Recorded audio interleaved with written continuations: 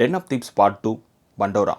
அதாவது டைமண்ட் ராபரியை கதைக்களமாக வச்சு எடுத்திருக்காங்க இந்த படத்தில். 2018 டென் ஆஃப் தீவ்ஸ் வந்தது இல்லையா? இந்த படம் நீங்கள் பார்த்துருந்தாலோ இல்லை பார்க்கலினாலோ நம்ம கீழே டிஸ்கிரிப்ஷனில் அதோட லிங்க் கொடுக்குறோம்.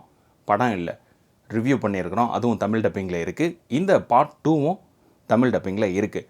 முதல் பாகத்தை பார்த்துருந்தீங்கன்னா அது எவ்வளோ அட்டகாசமான ஒரு ஆக்ஷன் பேங்க் ராபரி மூவி அப்படிங்கிறது உங்களுக்கு தெரிஞ்சிருந்திருக்கும். அதை கம்பேர் பண்ணுறப்ப இந்த படம் எப்படி இருக்குது அப்படிங்கிறது தான் நாம் இன்றைக்கி பார்க்க போகிறோம். இந்த படத்தினுடைய கதை, ஹீரோவான ஜெரார்ட் போன பாட்டில் கோமாளி ஆக்கி விட்டார் ஓஷியோ ஜாக்சன். இந்த பார்ட்டில் ஓஷியோ ஜாக்சன் ஓப்பனிங்லேயே ஒரு டைமண்ட் ராபரியில் ஈடுபட போகிறது ஹீரோவுக்கு தெரிய வருது. ஹீரோ ஒன்றும் பேசலை, போகிறாரு, அவரை மீட் பண்ணுறாரு. இங்கே வரப்பா, பழைய கதையை பேசுகிறதுக்குலாம் நான் வரல, நீயும் நானும் சேர்ந்து நீ ஒரு விஷயம் பண்ண போகிற இல்லையா, அதில் என்னை இணைச்சிக்கோ அப்படின்னு சொல்கிறாரு. நீ உண்மையாக தான் சொல்கிறியா அப்படின்னு கேட்குறப்ப, நான் உண்மையாக தான் சொல்கிறேன், தயவுசெய்து என்ன அதில் இணைச்சிக்கோ, நான் உனக்கு ஹெல்ப் பண்ணுறேன் அப்படிங்க. ஃப்ரான்ஸில் இயங்கிட்டு இருக்கிற வேர்ல்டு டைமண்ட் சென்டரில் ஒரு ரெட் டைமண்ட் விலை உயர்ந்தது உள்ள ஒன்று இருக்குது. அதை ஆட்டையம் போடுறது தான் இந்த படத்தினுடைய கதை. ஸோ பிளான் அப்படிங்கிறது பக்காவாக போடுவாங்க. எப்படி உள்ளே என்ட்ரி ஆகிறது, எப்படி அவுட்டில் வெளியில் வருது அப்படிங்கிறது முதல் பாகத்தை கம்பேர் பண்ணுறப்ப இது கொஞ்சம் கம்மியாக தான் இருக்கும்.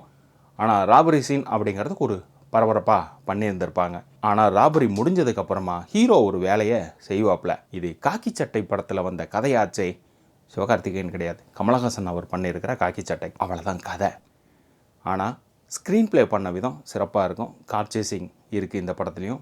அந்த ராபரியில் நடக்கக்கூடிய ஹைப்பை அழகாக க்ரியேட் பண்ணியிருப்பாங்க. டெக்னாலஜி வைஸாக வெல்லாக பண்ணியிருந்திருப்பாங்க.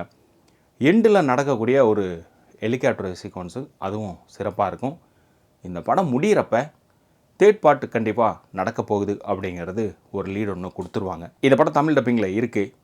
ஸோ ஃபஸ்ட் பார்ட்டை பார்த்துட்டு அந்த விறுவிறுப்பு இருக்கக்கூடியது இதில் இருக்கும் அப்படின்னு நீங்கள் நினச்சிங்கன்னா அந்த விறுவிறுப்பு இருக்கும். கதைக்களம் அப்படிங்கிறது உங்களுக்கு ஏமாற்றத்தை தான் அளிக்கும்.